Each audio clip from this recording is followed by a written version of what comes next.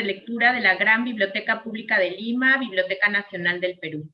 En el marco del Día Internacional del Libro Infantil, que se celebra cada 2 de abril desde 1967, en coincidencia con el natalicio del escritor danés Hans Christian Andersen, la Sala Infantil Amalia Aubrey de Eidson de la Gran Biblioteca Pública de Lima, de la Biblioteca Nacional del Perú, ha programado el ciclo Del otro lado del libro, encuentros con autores de literatura infantil. En este ciclo contaremos con la presencia de destacados autores, llámense escritores e ilustradores de literatura infantil, que nos aproximarán a sus motivaciones personales y profesionales que los llevaron a incursionar en este tipo de literatura, los procesos creativos que le demanda la creación de una obra literaria, las dificultades que implican la creación en el Perú, y también nos comentarán sobre sus próximos proyectos. Asimismo, se abordarán en estas conversaciones los tópicos que atraviesan su obra, la configuración del estilo propio y la idea de infancia que proponen en el corpus de su producción literaria. En este primer encuentro contamos con la presencia de Micaela Chirif. Micaela Chirif escribe poesía y libros ilustrados para niños. 3 de sus libros figuran en la selección White Raven, Buenas noches, Martina, Ezeiza 2010, Desayuno, Polifonía 2014 y Dentro de una cebra, de Limonero 2019. En 2013, su libro Más te vale, Mastodonte ganó el concurso de álbum ilustrado A la orilla del viento, que convoca el Fondo de Cultura Económica de México. En 2016 publicó Un circo sin carpa, Random 2016, escrito en colaboración con el escritor Carlos Yoshimito. Ese mismo año publicó también ¿Dónde está Tomás?, de Ecaré 2016, libro que recibió una mención de la Medalla Colibrí IBI Chile, el Premio Fundación Cuatro Gatos, el Premio Cátedra UNESCO de Lectura PUB Río, y fue seleccionado entre los 30 mejores libros del año por la revista brasileña Crescer. En 2018 publicó Niebla y Dentro de una cebra. Este último obtuvo una mención de honor en el Talking Picture Award que concede la New York Rice Fair. En 2020 publicó el libro informativo Animales Peruanos, ilustrado por Loreto Salinas. En 2019 recibió el Premio Hispanoamericano de Poesía para Niños que entrega la Fundación para las Letras Mexicanas. Algunos de sus libros para niños se han traducido al coreano, japonés, inglés, portugués y francés. Ha escrito los poemarios De Vuelta, Colmillo Blanco 2001, Cualquier cielo, de la editorial Lima Mundo Ajeno 2018, y Sobre mi almohada una cabeza, Pretextos 2012. El año 2015, la Galería Estampa editó en Madrid Una flor amarilla, una antología ilustrada de sus poemas. El libro fue ilustrado por la artista Karina Beltrán. Estudió filosofía en la Pontificia Universidad Católica del Perú y tiene un máster en libros y literatura infantil de la Universidad Autónoma de Barcelona. Micaela, bienvenida. Hola Irina, ¿qué tal? ¿Cómo estás? Aquí, como comentábamos antes, pensábamos que a estas alturas íbamos a celebrar el Día Internacional del Libro Infantil fuera de casa. Bueno, seguimos aquí y aún tenemos motivos por celebrar. Micaela, tienes una trayectoria larga y exitosa en la escritura de literatura infantil. Y para iniciar este diálogo, traigamos aquí una discusión que aparentemente está zanjada, pero pienso que es importante no perder de vista esta discusión que siempre acecha la literatura infantil y que es su propia nomenclatura, literatura infantil. Incluso hoy para mucha gente resulta conflictivo este nombre porque son dos términos que podrían contraponerse, si es o más literatura o si es más infantil. Tú, Micaela, que has escrito poemas, digamos, dirigidos a un público adulto, y que ahora estás más enfocada en la escritura de literatura infantil, Porque de todas maneras tenemos que pensar que la literatura infantil tiene unas características literarias y estéticas propias que la diferencian de las obras dirigidas al público adulto. Entonces, ¿cuáles son esas características a partir de tu obra que tú considerarías que distinguen a este sistema literario dirigido a los niños que del sistema literario dirigido a los adultos? O sea, creo que la división es de lo que se llama, que es bien cuestionable porque responde a una idea de infancia que es relativamente reciente, etcétera, ¿no? Y porque en general, como dijiste, el acento se termina poniendo en infantil más que en literatura, ¿no? Se termina poniendo en el adjetivo más que en el sustantivo y ahí es cuando nos metemos en problemas porque además el adjetivo termina siendo como convertido en infantilizado, ¿no? O sea, termina siendo una calificación que denigra un poco, que termina por no otorgarle un lugar a la literatura para niños dentro de la gran literatura. Creo que la distinción, o sea, donde es posible distinguir muy bien la literatura infantil de la literatura dirigida a otros públicos, es sobre todo en los libros dirigidos a primera infancia, ¿no? O sea, creo que ese segmento sí tiene como unas características muy específicas y es como, es muy claramente distinguible un libro para la primera infancia de los demás. Creo que a partir de ahí la división se hace mucho menos clara, ¿no? Creo que a partir de ahí ya los libros que se construyen son buenos, son malos, pero están como, me parece, deberían estar dirigidos para cualquier público, en general, ¿no? Y de hecho, además, hay mucha gente adulta que disfruta de los libros llamados para niños, ¿no? Y a veces los disfruta como con un poco de sentimiento de culpa, con un poco de vergüenza, como cosas serias y me dedico a leer libros para niños, ¿no? Pero es literatura, o sea, es literatura, en primer lugar, y eso creo que es lo que hay que recordar. Ahora, es verdad que un libro, cuando uno escribe un libro sabiendo que va a ir dirigido a un público infantil, además de cualquier otro público, hay ciertas consideraciones de lenguaje o ciertas consideraciones de, no sé, de mantener las cosas en un cierto tono, ¿no? Pero para mí la dificultad está en mantener ese cierto tono y esa cierta amabilidad hacia el lector, por lo menos como en un primer nivel de lectura, pero sin restar complejidad a lo que se escribe, ¿no es cierto? Y sin restar la posibilidad de que tenga lecturas más complejas, ¿no? Que conforme no solamente para dirigirse a diferentes lectores, a un lector más pequeño, a un lector más adulto, sino para que ese lector que de pronto leyó ese libro de muy pequeño pueda seguir leyéndolo conforme va creciendo y pueda ir interpretándolo y aproximándose a ese libro de maneras distintas. Entonces, para mí el reto, yo escribo sobre todo álbum, ¿no? O textos más o menos breves. El reto ahí es doble, ¿no? Por un lado, una capacidad de síntesis que de alguna manera te acerca a un público más o menos masivo. Y por otro lado, el ejercicio, que es difícil, aunque no, yo sé que no lo parece cuando muchos lectores leen un libro que parece como muy sencillo y con palabras muy sencillas, y el ejercicio de unir esa simplicidad con una complejidad, con ofrecer, ¿no es cierto?, al mismo tiempo una complejidad para el lector. Para mí ese es el reto que trato de afrontar cada vez que escribo, ¿no? Mantenerme en un registro sencillo, sin simplificar las cosas, porque sabemos que mucho de la literatura, entre comillas, infantil, es muy plana, ¿no es cierto? No permite más que una sola lectura. Y quizás la otra peculiaridad es que se piensa en la literatura infantil como desde un ángulo muy didactista muchas veces. Y hay un algo que es real ahí, ¿no es cierto? Porque son lecturas formativas, de todas maneras, ¿no es cierto? O sea, porque un lector... No se desprende de ahí. Se desprende de ahí y tú estás formando al lector.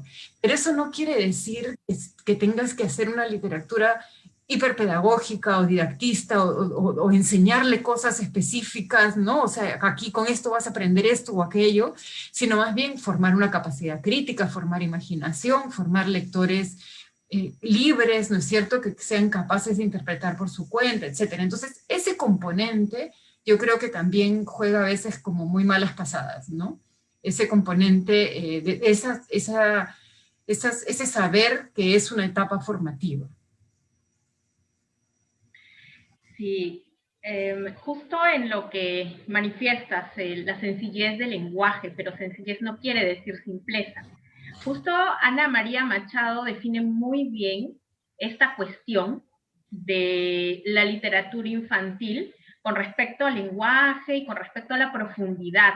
Y ella dice que un libro de calidad se distingue en la literatura infantil, sobre todo para los más pequeños, por esa supuesta liviandad en el lenguaje, pero que la obra esconde una gran densidad semántica, ¿no? Una profundidad en la adjudicación de sentidos, en las capas de lectura. Micaela Chirif, tenemos que reconocer que a estas alturas, y digo alturas en el sentido que afortunadamente cada vez se abren más espacios de promoción de literatura infantil, es ya un sello de calidad. Y en ese sentido, cómo Micaela dentro de su obra perfila y define la calidad de su propia obra y de la literatura infantil, aunque ya nos adelantaste un poco, pero si podrías hablarnos un poco más sobre esto. O sea, creo que a lo que uno le hace caso cuando escribes o cuando desarrollas un proyecto, un libro, es a la lógica del libro mismo. Estás pensando en el lector de una manera muy vaga y muy secundaria, la verdad. O sea, suena horrible, ¿no? Pero yo no pienso en el lector porque pienso que si el libro sale bien, encontrará un lector. No les va a gustar a todos, ¿no es cierto? Porque si el libro sale bien, encontrará sus lectores como los lectores para ese libro, ¿no? Y de pronto no son los lectores para el otro libro que te sale después. Entonces, para mí lo importante es como seguir la lógica del libro. Lo conversé mucho, hice un libro hace poco que se llama Las ovejas, que no ha llegado a Lima todavía, que lo ilustró Amanda Mijangos, que salió en Argentina con Limonero. Y durante el proceso de ilustración conversamos mucho con la editorial y con Amanda. Y fue muy bonito esa manera de seguir la lógica del libro, porque eran unas conversaciones muy delirantes, muy absurdas, de pronto decíamos cualquier cosa, era como todo, pero estábamos las tres dentro de la lógica del libro. Entonces de pronto llegábamos las tres al mismo lugar, casi al mismo tiempo, ¿no? Y era, sí, tal cosa. Entonces para mí lo que tienes que hacer es obedecer al libro, ¿no es cierto? Encauzarlo, de alguna manera encauzar su desarrollo, pero sobre todo obedecer hacia dónde va ese libro. Y en ese sentido yo creo que es muy importante no saber cómo se va a leer el libro.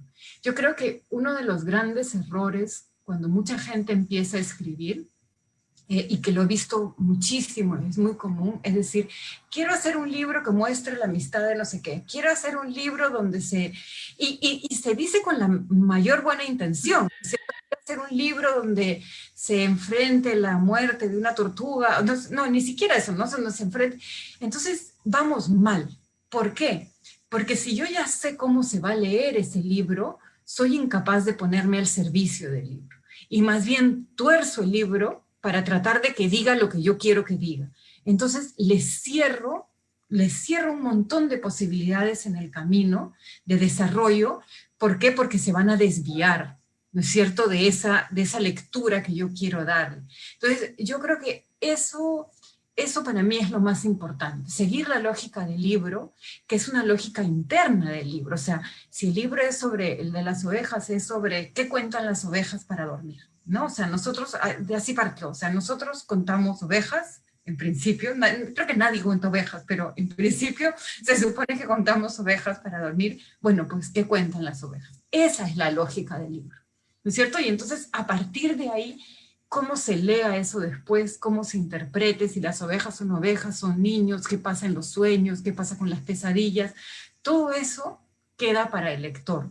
Yo lo único que hago es seguir esa lógica y tratar de ir... y luego también hay algo que es importante, que se me quedó de la pregunta anterior, y que es que yo no creo tampoco, así como no creo en una separación estricta entre la literatura infantil y la adulta, es que eso sería asumir que los adultos y los niños somos casi como dos especies diferentes, ¿no? Y no, o sea, como si fueran nosotros y los jaguares, no sé, o nosotros y los dinosaurios. O sea, y tampoco, no estoy diciendo que, ay, tengamos el niño interior y que hay que... No, o sea, yo no tengo ningún niño interior porque alguna vez dije, es como si yo dijera que tengo una sandía interior o cualquier cosa.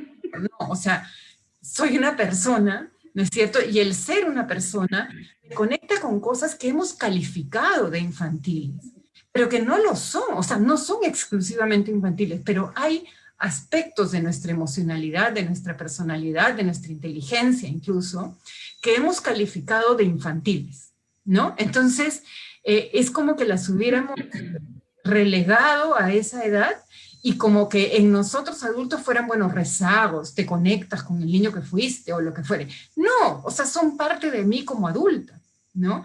Y en ese sentido creo que fue interesante cuando, ya que me decía, hablabas de los libros que he hecho, fue interesante, por ejemplo, hacer ese ejercicio con Desayuno, ¿no? Donde la protagonista es la abuela, no el niño, ¿no? Y es la abuela la que fantasea y la que se va de viaje y baila con el buzo y es la fantasía de una persona mayor, no es la fantasía del niño, que nos pareció interesante con Gabriel hacer ese giro, ¿no es cierto? ¿Por qué siempre la fantasía es atribuida al niño? ¿Por qué no podría estar más bien del lado de los adultos como parte de su adultez, ¿no es cierto? No como un rezago de la infancia o como una especie de pólipo interno, no sé, como algo raro, sino como parte integral de lo que somos, ¿no? Sí, esas frases hechas, esas frases de manual, de eslogan, que a mí también me molestan mucho con lo del niño interior. No es que tengamos un niño interior, es que la infancia tiene prolongaciones aún en la vida adulta. Uno de los problemas es que se asume infancia con infantilizado, con diminutivo, exceso de diminutivo, exceso de azúcar, muy edulcorado, cuando no es así, porque hasta se censura el hecho que un adulto pueda, quiera o exteriorice esas fantasías de la infancia que siempre nos persiguen, ¿no? Y en ese sentido, tiene que ver lo que dices, obedecer al libro, ¿no? Que es obedecer a su lógica interna y a la propuesta estética que está inserta ahí, más allá de que se tenga un fin didactista, pedagógico o moralizante. Porque yo también he escuchado estas frases de, quiero escribir un libro y quiero que hable de, ¿no? Es como siempre el tema, no es el cómo, sino el tema que se pretende abordar. Y si ya se parte desde ahí, desde una verticalidad de cómo hay que enseñar a ser, y que ese ser corresponde al hacer del libro, porque ya están instaladas todas las ideas, juega en contra de la propuesta estética que supone un libro, una obra literaria, una obra estética. Es que además, incluso con la poesía pasa muchísimo, por ejemplo, que existe como, está es de verdad que está muy difundida la idea de que la poesía es como una especie de adivinanza y que tú tienes que adivinar de qué va el poema y entonces, es eso, ¿no? Como, y entonces canjearlo por su significado. Ah, entonces, ¿qué quiere? ¿No? O te dicen, te preguntan directamente, ¿qué quieres decir? Pues no tengo idea. O sea, si tuviera idea de lo que quiero decir bajo otro formato, lo hubiera dicho bajo otro formato. Y ahí voy al punto porque es lo que tú decías. Es decir, la literatura es una forma y esa forma no es traducible a otra forma. O sea, si tú lo dices bajo la forma literaria de un poema, es porque esa es la forma en que se dice. No es que yo lo pueda traducir y diga, bueno, sí, el poema en realidad lo que quiere decir es que tienes que ser un niño bueno y portarte bien para siempre y obedecer a tus papás. Porque pero ni siquiera lo que quiere decir es que no hay que discriminar y que todos somos iguales y no sé qué. Porque quiero hablar sobre discriminación, sobre género, sobre lo que fuere, sobre sexualidad, sobre padres, sobre lo que sea, y lo quiero hablar en ese registro, es mejor hacer un libro informativo, que nos hacen falta, pero Por supuesto. a gritos. Pero ¿por qué engañar como tratando de darle un maquillaje literario y tratando como de disfrazar, ¿no es cierto?, una propuesta que sería probablemente muchísimo más interesante si fuera un libro informativo?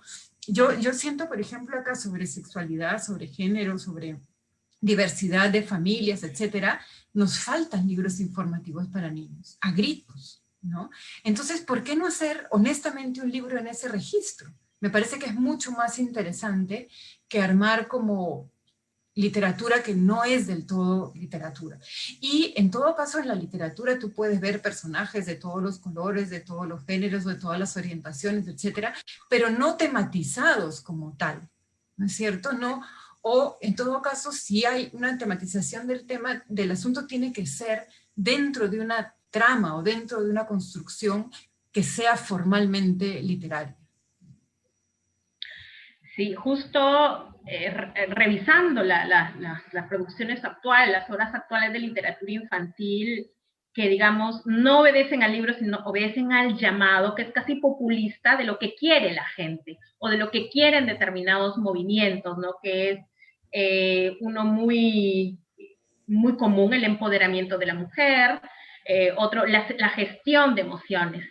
Y yo lo que observo ahí es que es una narrativa del siglo XVIII, decimonónica, que apela a ese narrador autoritario que le dice cómo ser y cómo hacer, solo que está envuelto con esos fuegos artificiales paratextuales de la pasta, la ilustración del siglo XXI, y que en el fondo siguen siendo sumamente conservadores. Y es una trampa mortal, en el sentido que la información también no tenemos ninguna certeza de, como en el libro informativo, que es una información testeada a nivel científico, dentro del campo que corresponde el estudio de esa información.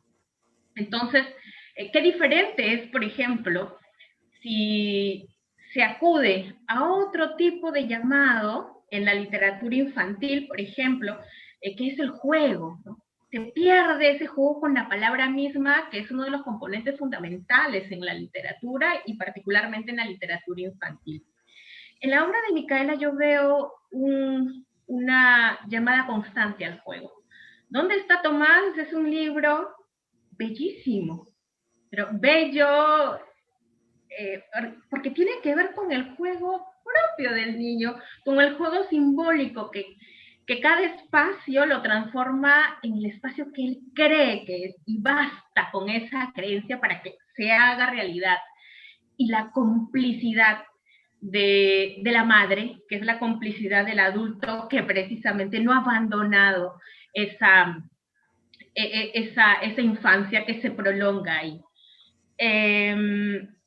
¿Cómo hace Micaela para vadear estos llamados populistas y demagogos de los temas actuales y para apostar por libros como ¿Dónde está Tomás? Por libros como este mismo, una canción que no conozco que conmueve demasiado, que nos hace ponernos incluso en ese otro llamado existencialista, y que aquí sí no puedes decir, este es un libro para niños, es un libro para adultos, porque a todos nos gusta por igual. Porque también hay otra cuestión que es el mercado, entonces que también exige ciertos temas.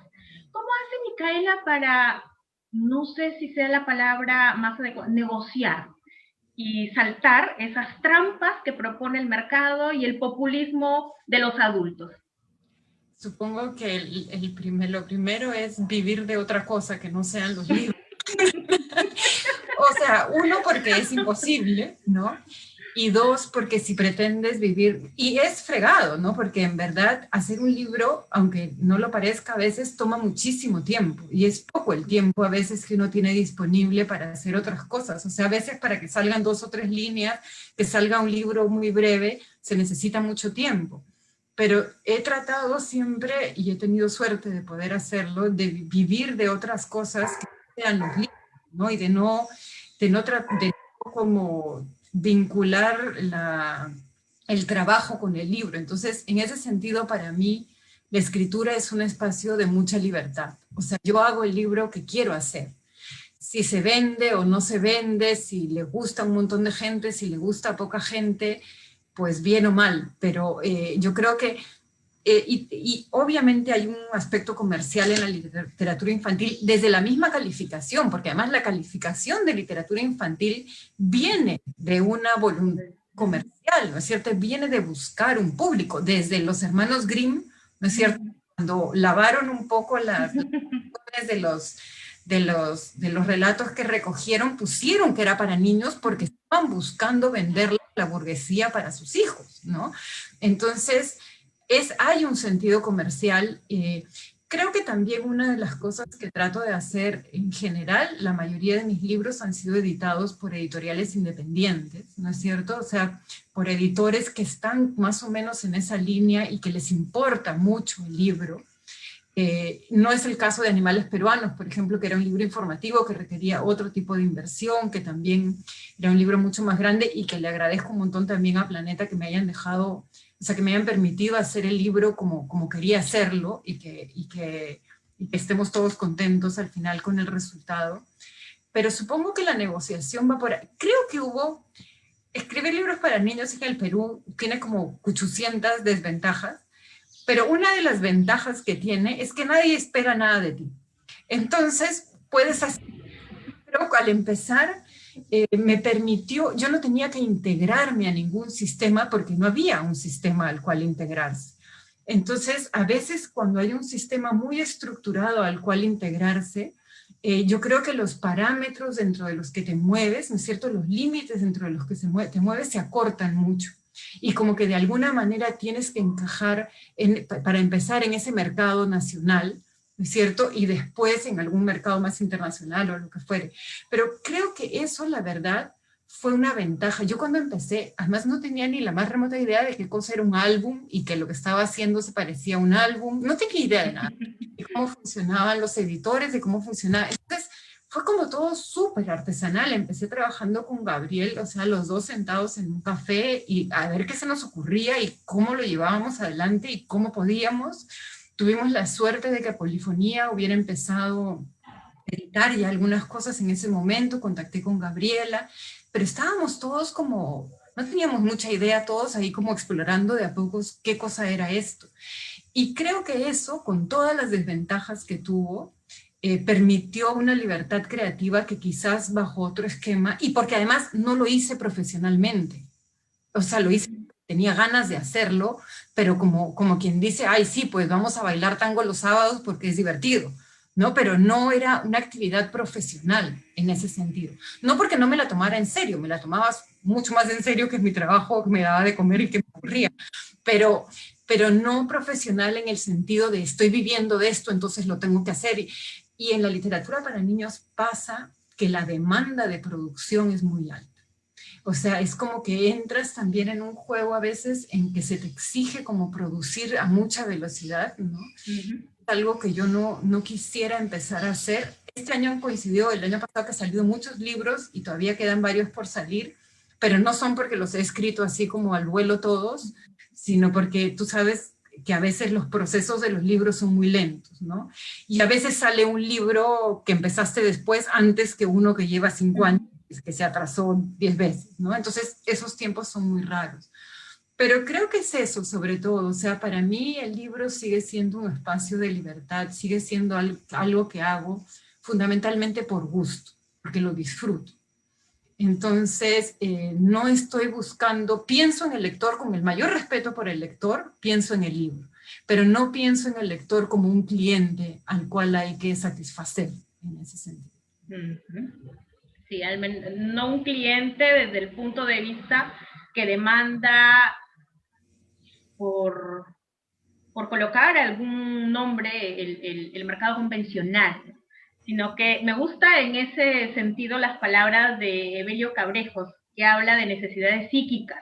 No habla de intereses de los niños, ¿no? Porque también la palabra intereses de los niños, ¿quién lo dice? ¿No? Es una palabra también un poco complicada trayéndolo a este campo. Y sin embargo, necesidad psíquica, por ejemplo, el juego es una necesidad psíquica y ya nos coloca dentro de otro campo.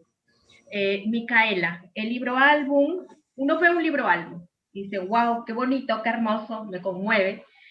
Y está tan bien hecho que la técnica no se nota. Entonces, si no se nota la técnica y todo fluye y no se lee, no se ve ni se siente nada forzado, estamos ante un libro de calidad.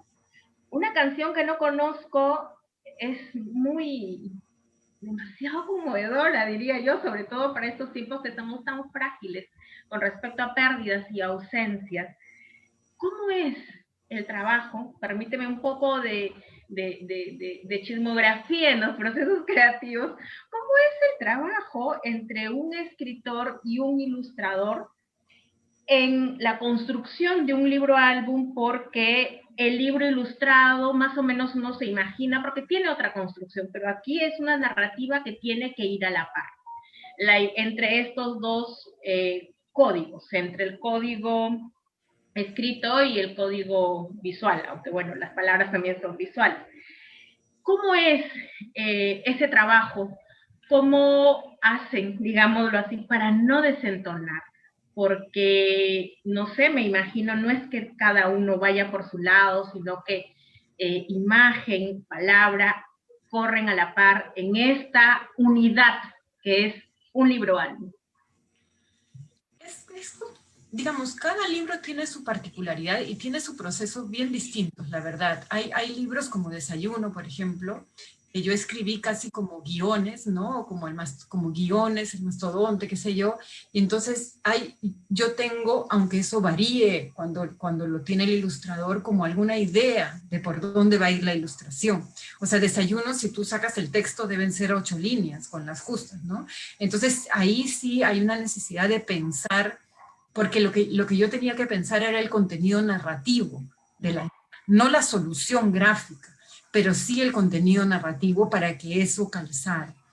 El caso de una canción que no conozco es peculiar, es distinto, y también nos devuelve a tu primera pregunta sobre la literatura infantil o adulta, porque de hecho el texto base del cual parte el texto del libro es un poema publicado en un libro para adultos.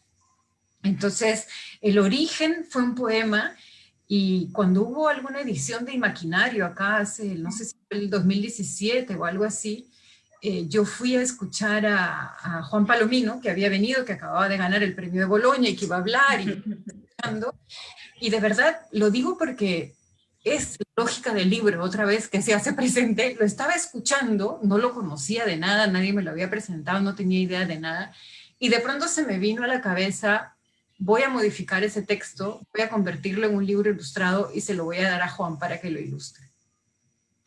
O sea, fue simplemente voy a hacer eso, y se me ocurrió.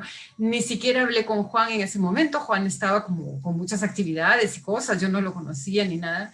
Y cuando él se fue ya de Lima, le escribí por Facebook. Y dije, bueno, lo peor que puede pasar es que me diga que no. Y le mandé el texto y le dije, si te interesa, me gustaría trabajar este texto juntos y convertirlo en un álbum ilustrado. Y me contestó al toque y me dijo que le interesaba mucho. Y fue curioso porque él había sufrido una pérdida muy semejante a la pérdida por la que yo había pasado. Él tenía una novia que había muerto, igual que yo tuve una pareja que había muerto. Entonces hubo una empatía, digamos, o un reconocerse también en el texto, que creo que era fundamental para poder interpretarlo gráficamente. Entonces yo hice contacté con Fondo Cultura Económica, me dijeron que les interesaba y modifiqué más o menos el texto. El texto del poema ya era narrativo, pero lo hice un poco más narrativo, lo extendí un poquito porque era demasiado breve. Y por primera vez, esa fue la primera vez, entregué un texto sin tener ni la más remota idea de qué cosa iba a suceder en la gráfica. Realmente no tenía ni idea de qué iba a pasar, pero, y eso creo que es fundamental, confiaba absolutamente en Juan. O sea, había visto su trabajo, había hablado con él, y Juan es una persona, como no hay tantos ilustradores, que es un ilustrador que piensa la ilustración, que piensa la narrativa de la ilustración, que no solo ejecuta una imagen bonita, digamos, sino que construye una narrativa en paralelo a la narrativa del texto. Juan entró, estaba como muy angustiado, me decía, no sé, no me va a salir, me gusta, pero no sé qué hacer, no sé cómo voy. Y de verdad no era un texto fácil, porque si era redundante, la ilustración iba a quedar horrible, ¿no? O sea, si reproducías una icónica o algo así, iba a ser una cosa espantosa. Y me parece que lo resolvió de una manera increíble, o sea, me gustó muchísimo la forma en que lo resolvió. Y justamente no canjeó o sea, no canjeó todos los elementos de la gráfica, del texto por elementos gráficos, sino que los canjeó parcialmente. Y eso me parece que es lo interesante, porque si tú los canjeas al 100%, entonces termina siendo redundante, de todas maneras, ¿no? Pero al hacer estos canjes parciales o estas interpretaciones parciales, sigues dejándole un margen al lector para que interprete, ¿no? Entonces está el ave, están las sombras, están estos dos mundos que de alguna, porque era una especie de encuentro imposible, ¿no? O sea, es alguien que recibe la llamada de un muerto, ¿no? Y que tiene como un breve encuentro en el que ese mundo del más allá se junta con este y hay una conversación que es posible, a pesar de que todos sabemos que no lo es.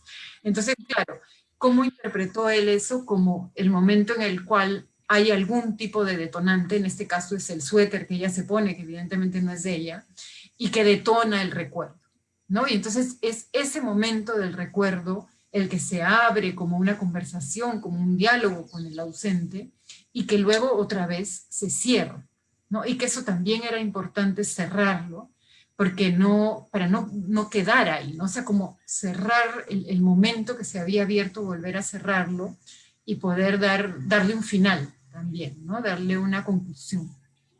A mí me gustó muchísimo la experiencia con él, con Amanda, y ahora pronto va a salir otro libro que se llama El Mar, que es de poesía, con 11 poemas, y que he tenido la suerte de que lo han ilustrado entre Juan, Amanda Mijangos y Armando Fonseca, entre los tres. O sea, que han hecho, que querían hacer como que las 6 manos parecieran una sola, ¿no? Que parecía un ilustrador entre los tres. Y me gusta mucho trabajar con ellos, y me gusta mucho trabajar, porque además también eso es interesante, tenían toda esta idea de romper con el ego de la firma, ¿no? Que no se note qué ha hecho quién, que no sabe si el pescadito lo hizo uno o lo hizo el otro. Entonces, romper con la idea de autoría, romper con todas esas cosas clásicas que tenemos muy metidas en la cabeza. Y creo que al final eso es lo que más me interesa de lo que hago, conocer gente bacán y poder como explorar, ¿no es cierto?, creativamente algunos caminos que de pronto te parezcan interesantes, ¿no? Sí. Y quienes amamos los libros y corremos siempre detrás a ver cómo está hecho, cómo está construido aquí, también nos complica, porque a ver qué técnica usó aquí y cómo se interpreta la técnica dentro de, porque otra no funcionaría, pero está bien. Está muy bien porque también cuando interpretamos, y yo pienso que los niños también son unos intérpretes, unos hermeneutas por excelencia. Y aquí en una canción que no conozco me impacta algo, y es el personaje central que nunca se le ve el rostro. Nunca se le ve el rostro. A mí me parece maravilloso. Fue una decisión de Juan. A mí me gusta mucho porque creo que hubieran podido pasar 2 cosas si se le vería el rostro. Uno, tener un aspecto muy desolado todo el tiempo, que acentuara esta idea de la desolación demasiado intensa. Y 2, que la emoción perdiera matices, porque la emoción de ella hay una nostalgia, hay una tristeza, pero en un momento también se ríen y bromean, y en un momento se cierra. Entonces me parece que el no fijar una emoción en el rostro tan definida o tan determinada, más bien como que abre al matiz, ¿no es cierto? O sea, abre porque, bueno, yendo a la gestión de las emociones tan horrorosa. No, por favor.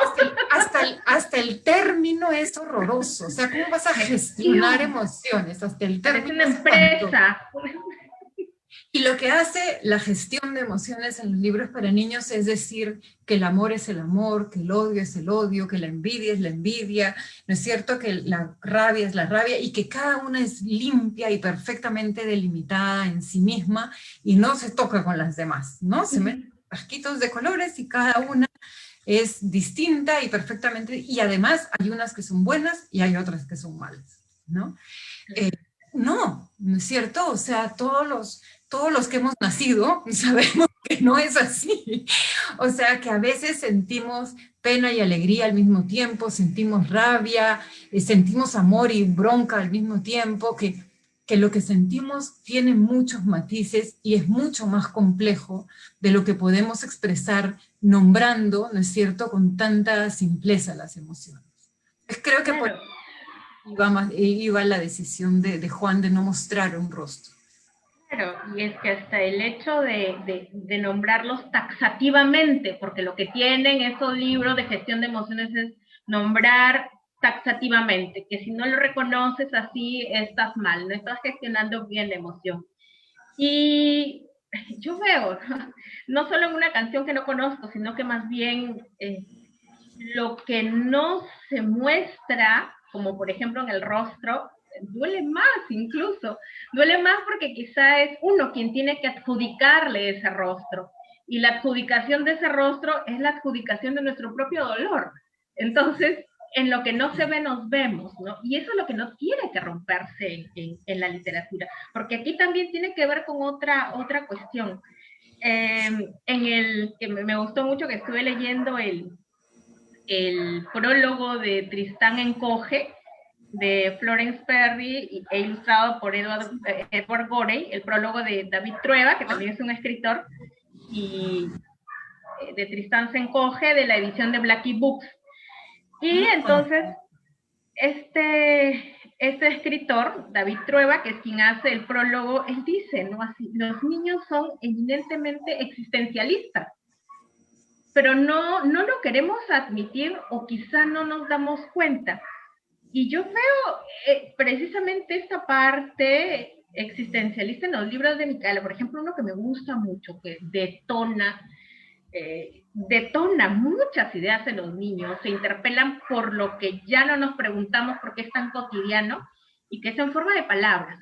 En forma de palabras es un libro que a mí, mi primer encuentro con En forma de palabras era prácticamente como encontrarme con el lenguaje de mi mamá, porque mi mamá conmigo jugaba mucho y juega mucho con las palabras. Entonces, y que tiene que ver con lo que hemos estado abordando, no queremos, siempre estamos pensando en un niño ideal, no en el niño que hace preguntas. Y siempre también pensamos que tenemos que tener la respuesta para todas sus preguntas, cuando no necesariamente las tenemos, y son esas preguntas a veces que nos incomodan tanto que le decimos, toma este libro, porque con ese libro vas a encontrar una respuesta, que no le decimos directamente, pero existe esa mirada, esa instrumentalización del libro que es para responder preguntas que muchas veces los adultos no queremos responder, y se soslaya esta mirada filosófica de la infancia.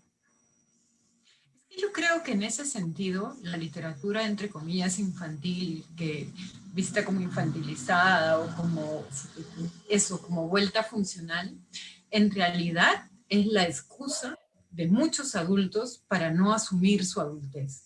Es decir, nosotros somos adultos y en tanto adultos somos responsables por las niñas, somos responsables por los niños, somos responsables por atender sus preguntas, por conducirlos, por acompañarlos, por protegerlos, por todo lo demás. No son responsables los libros, no son responsables un X, cualquier otra cosa, ¿no? O sea, ay, a mi hijito se le da miedo en la noche y deme, pero como quien pidiera una aspirina, ¿no? O sea, deme un libro para que no le dé miedo, deme un libro para que no esté triste. Bueno, si el niño está triste, habla con el niño o habla con la niña, ¿por qué está triste? ¿Qué le pasa? ¿No es cierto? Y no, siempre estamos tratando de delegar la responsabilidad en otros, en este caso en los libros.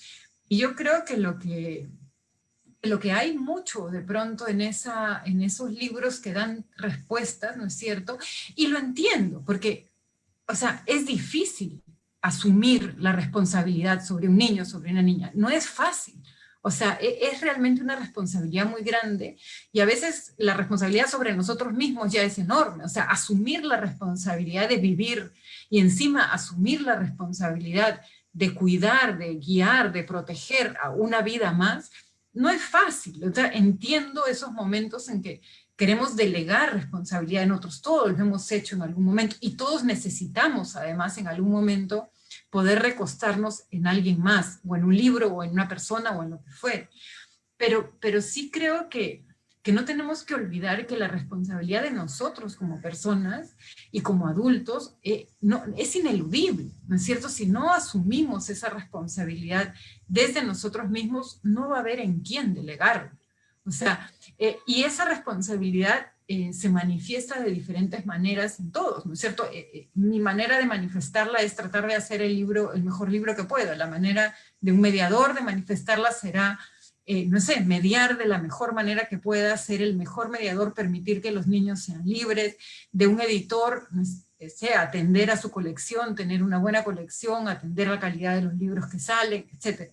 Pero asumir nuestras responsabilidades con todos los riesgos que entrañan. Asumir responsabilidad es difícil, es muy difícil, pero creo que si no lo hacemos, también pensándolo ya desde el ámbito del libro, o desde el ámbito incluso de la literatura infantil en nuestro país, si no asumimos esas responsabilidades, pues nunca tendremos un desarrollo realmente importante en esas áreas, ¿no? Sí, hay una, o pensamos o queremos que los libros llenen esos espacios que no le corresponden, sino que le corresponden al adulto, le corresponden a la familia, le corresponden a la escuela. Hay aquí una pregunta del público. Dice, las fábulas de Esopo tenían un sentido pedagógico. Buscaban dar ejemplos de conducta y lo hacían de forma bella. Ahora, eso ha cambiado. Los escritores exploran más en lo estético, en lo lúdico, en lo transgresor. Pero, ¿estaría mal si un autor contemporáneo le da por escribir fábulas? Lo que pasa es que a mí me encantan las fábulas, me parecen que pueden ser muy divertidas y hay ediciones muy bonitas, pero pertenecen a una época, ¿no? Entonces, probablemente hay reversiones, algunas, no conozco muchas, pero hay reversiones de fábulas, ¿no es cierto? Que son divertidas y que están bien hechas, pero que justamente modifican la enseñanza, digamos, ¿no? Modifican la moraleja y la llevan por otros caminos diferentes o la tuercen. Hay algunas versiones de La cigarra y la hormiga, ¿no es cierto?, donde la cigarra es ensalzada porque, bueno, al final se la pasó bien, mientras que la hormiga estaba preocupadísima todo el tiempo. Entonces, el problema de escribir fábulas es que ya no se pueden escribir fábulas, porque la literatura también responde a su época de alguna manera. Entonces, se pueden reversionar fábulas, encontrar formas de hacer, de usarlas como material para hacer nuevas cosas, pero escribir fábulas como se escribían en la época en que se escribían fábulas, ya no es posible, porque los niños son distintos, porque los adultos son distintos, porque el mundo que nos rodea es distinto. No porque las fábulas estén mal o hayan estado mal en su época, eran la literatura de su época, y es verdad que hay muchas que son realmente muy bonitas, ¿no? O sea, y yo he leído montones de fábulas cuando era niña y las he disfrutado, pero es algo que es como si yo, no sé, me pusiera ahorita a escribir sonetos, ¿no? O sea, se puede hacer, pero probablemente o te quedas como anclado en un formato como muy antiguo, ¿no? O tratas de encontrarle algún giro y de reversionarlo de alguna manera, ¿no? Claro, y además que las fábulas de Esopo fueron fundamentalmente usadas en el medioevo para la educación de los niños de aquella época, ¿no? Porque había que educarlos de alguna manera y que la función moralizadora tenía otro cariz, ¿no? Recordemos también siempre, y nunca hay que olvidar que la literatura infantil responde a un receptor digamos, cuyo estatus social es reciente. Entonces había otra mirada sobre los niños, ahora sí los consideramos, digamos, sujetos capaces de fruición estética, ¿no? El libro ya no es un instrumento específico de educación de esa naturaleza. En ese sentido que tú lo estás diciendo, esas eran más herramientas pedagógicas, ¿cierto? Que ejercicios literarios, ¿no? Más que un producto. Pueden ser bonitos y pueden estar bellamente escritos, pero el hecho de que estén bellamente escritos no les quita su función de herramienta pedagógica. O sea, no estaban pensados en ese sentido como literatura, sino como una herramienta didáctica. De su origen son distintos, ¿no? Claro, sí. Y Micaela, en este contexto, en Perú, sabemos bien que la mayoría de tus libros no son publicadas por editoriales peruanas o por editoriales que operan en el Perú. Escuché hace unos años a Dolores Prades, quien ha sido jurado en alguna de las ediciones de la Feria de Boloña y también del premio Hans Christian Andersen, referirse a Perú como una industria editorial primitiva o casi inexistente. Aparte de polifonía y aparte de lo que puede implicar en términos de costo y ganancia la publicación de un libro álbum aquí en Perú, ¿cómo observas tú ese panorama editorial de producción de libro álbum? ¿Es auspicioso? ¿Habría que mirarlo de alguna determinada manera en el hecho de quiénes tendrían que intervenir para impulsar la producción editorial y darnos más diversidad y sacarnos de la dictadura del plan lector? O sea, creo que necesitamos más editoriales independientes, por un lado. Para que haya más editoriales independientes, necesitamos que los estímulos que felizmente ahora existen desde el Ministerio de Cultura crezcan, ¿no es cierto? Porque todos sabemos que el libro forma parte de todo un ecosistema, ¿no es cierto? Y que si no funciona en todas sus partes y en todos sus momentos, no funciona, ¿no? O sea, necesitamos que funcione el libro desde su producción hasta su lectoría, no parcial. No como sistemas parciales. Creo que necesitamos más editoriales independientes, creo que necesitamos a gritos, más que escritores e ilustradores, necesitamos más editores. Porque yo creo que hay talento que se puede conducir desde una buena editorial, o sea, un buen editor que asuma su papel. Yo sé que a veces el papel del editor es muy ingrato porque no se ve ni se reconoce. Pero cuando mencionaste, por ejemplo, ¿dónde está Tomás? Yo creo que por lo menos la mitad del mérito de ese libro le corresponde a la editora, que es Verónica Uribe. Y un buen editor realmente que sepa conducir el proceso de un libro puede cambiar mucho la calidad de lo que estamos produciendo para niños y puede además producir escuelas de alguna forma, o sea, formar ilustradores, formar escritores para ese tipo de libros. ¿Por qué? Porque además el editor es el que tiene el libro en sus manos, al final de cuentas, ¿no es cierto? Y es el que hace confluir, cada quien de diferente manera, pero es el que hace confluir el texto y la ilustración, el que decide el formato, el que piensa el libro como conjunto, a final de cuentas. Creo que nos hacen falta más editores formados, más editores que asuman el compromiso. Entiendo de otro lado que es una actividad muy difícil en nuestro país, ¿no es cierto? Sabemos que tenemos menos compras públicas de las que quisiéramos, sabemos que el circuito de librerías es bien pequeño, que hacer libros es costoso, que existen estímulos, pero que todavía necesitamos que esos estímulos se incrementen para realmente, y que han funcionado, porque yo realmente he visto proyectos que han podido continuar y subsistir gracias a esos estímulos, pero necesitamos que eso crezca, y necesitamos también formar a los maestros mejor. Yo creo a muchos maestros en la selección de libros. Necesitamos formar un público que sepa distinguir mejor la buena literatura de la que no es tan buena, ¿no? Porque todos leemos cosas que son malas. A mí me encanta leer policiales malas todo el tiempo, o sea, me divierte, me entretiene, pero que también podamos tener un público que así como lee cosas malas o cosas triviales que son entretenidas, también pueda acceder a otro tipo de libros que quizás sean menos masivos. Y la otra cosa que necesitamos es algún tipo de regulación decente del plan lector, ¿no? O sea, necesitamos algún tipo de no sé si decir pauta, porque nada, intervencionismo, no sé qué, pero no puede ser que el plan lector lo único que diga es hay que leer 12 libros al año. Y que no sabemos, o sea, nunca sabemos quién elige esos 12 libros. Son las editoriales con el menor esfuerzo para sacar más dinero, son los profesores porque obtienen algún tipo de beneficio, o son los padres porque es el libro que cuesta menos, etc. Necesitamos muchos más espacios públicos de lectura, porque el principal problema, ya si nos ponemos estrictos, es que hay millones de niños que no tienen acceso a los libros.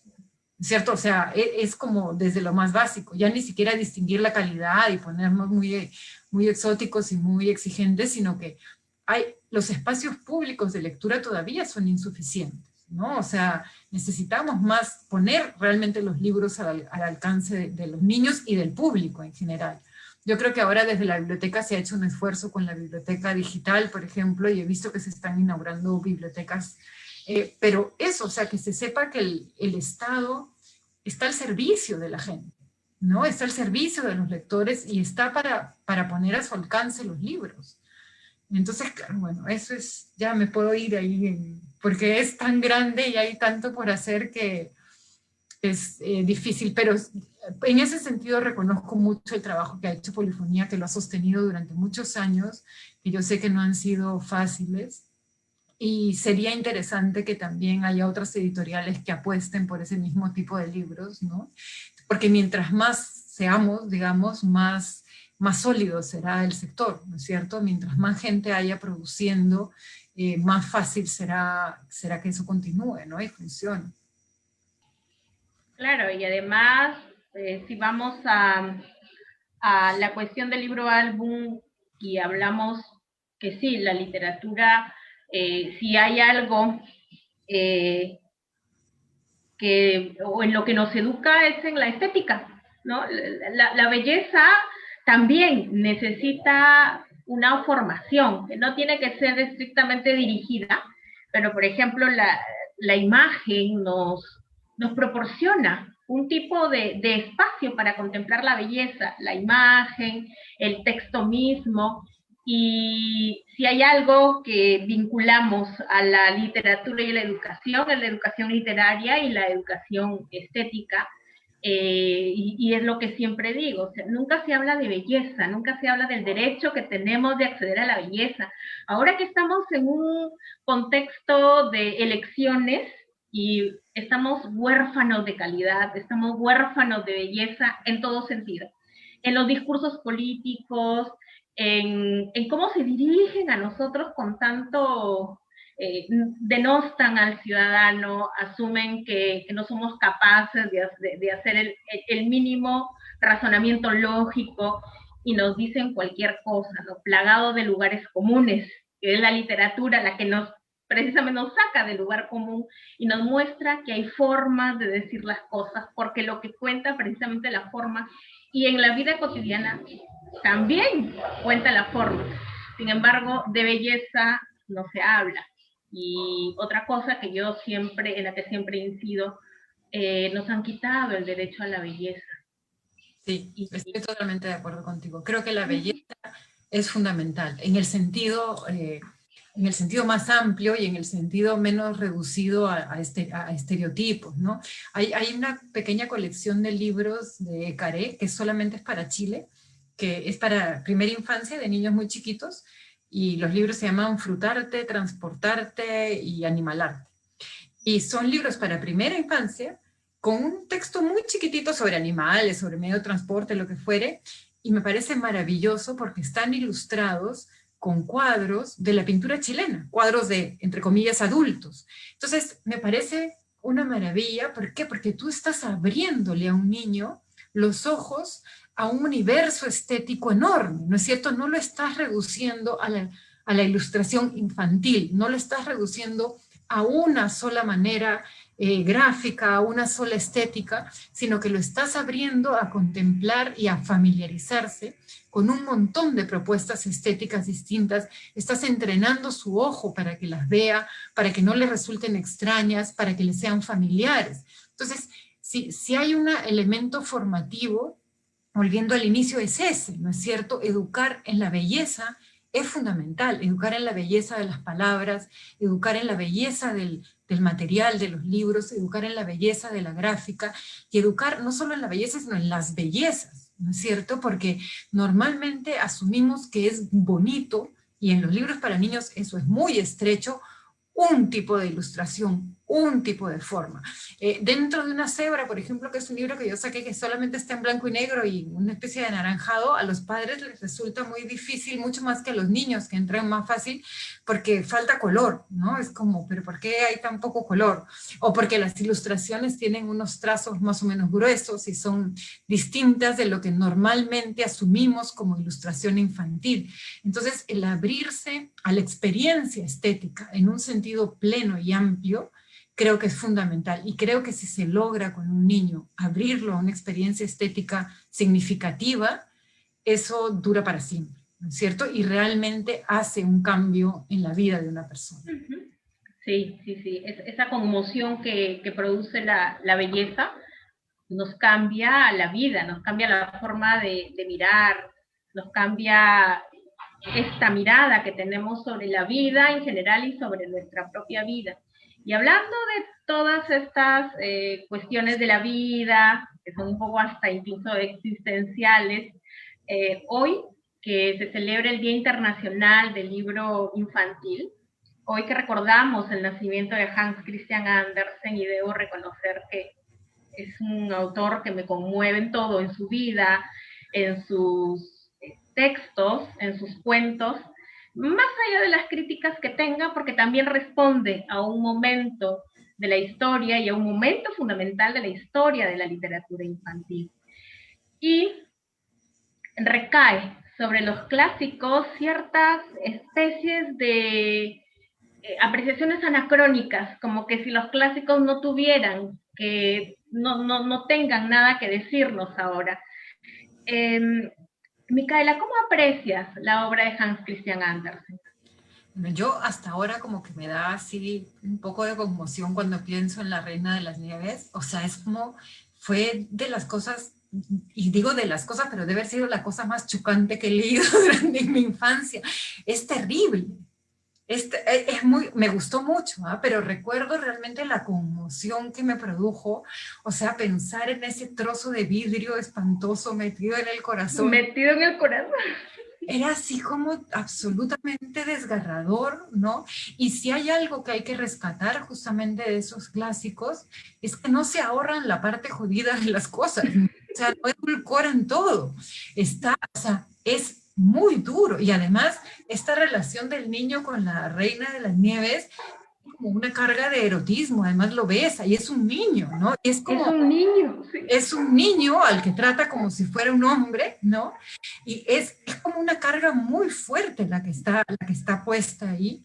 Y me gustó muchísimo, aprecio mucho eso, o sea, aprecio esa capacidad de dirigirse a los niños sin ahorrarse las partes complicadas de las cosas. A mí me impresionó muchísimo ese libro, o sea, de verdad que hasta ahora me da como miedo, me da un poco de...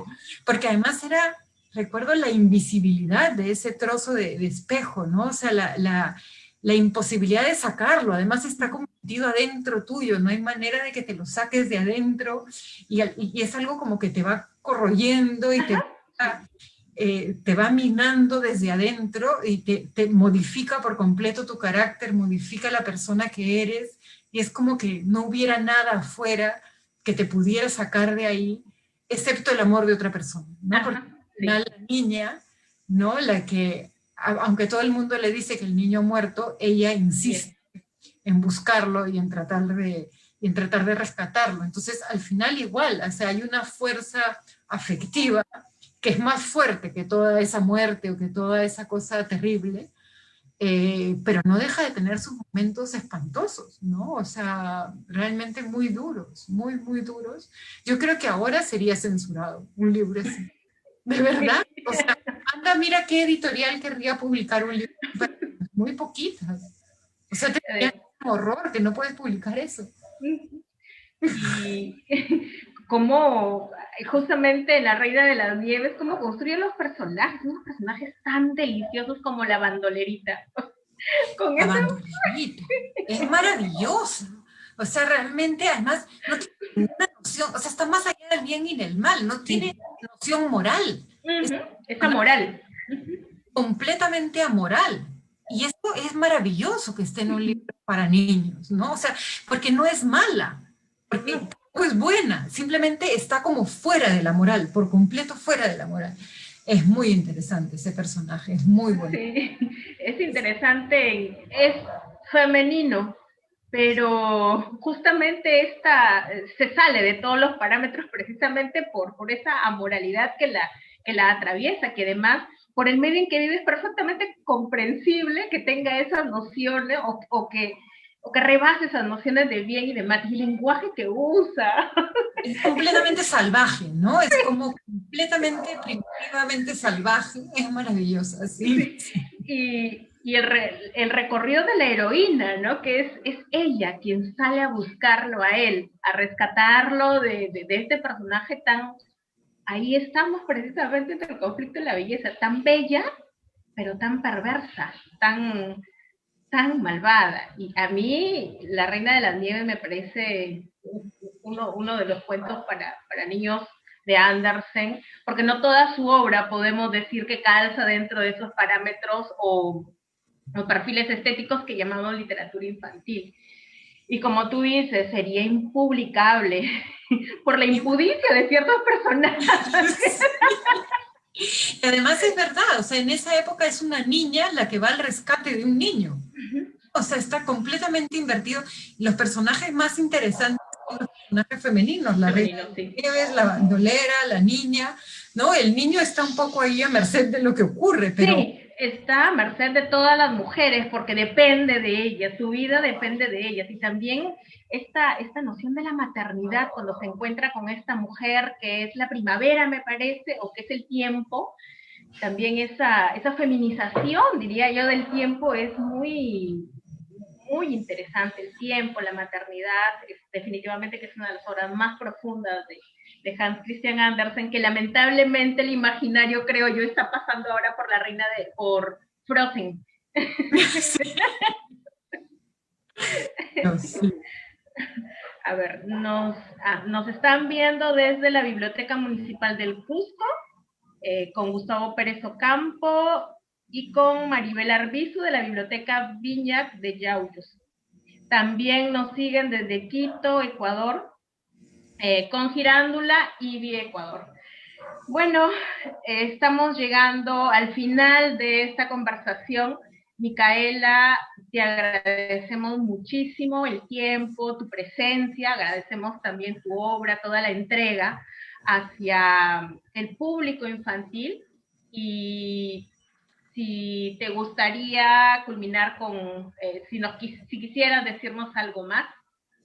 Bueno, no, o sea, ojalá que nos podamos encontrar en vivo en algún momento de nuestras vidas nuevamente. Es verdad que este año está siendo duro, pero, y aunque los libros no podemos delegarlo todo en los libros y seguimos siendo responsables por lo que hacemos, sí creo que también los libros son un refugio, ¿no? Lo fueron para mí cuando era niña, o sea, y creo que ojalá sigan siéndolo y ojalá haya cada vez más niñas y más niños que los puedan tener a su alcance y que puedan también como expandir su mundo, expandir su inteligencia, expandir su noción de las cosas a través de ellos, ¿no?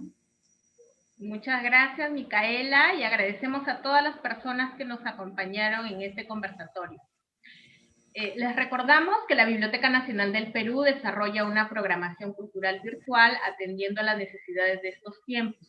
Asimismo, les recordamos continuar con las medidas sanitarias de prevención. Todas estas sesiones de este ciclo de conversaciones están siendo grabadas y se colgarán próximamente en las redes sociales de la institución, en Facebook, YouTube y en nuestro podcast. Muchas gracias por su participación y buenas tardes. Gracias, Irina. A ti, Micaela.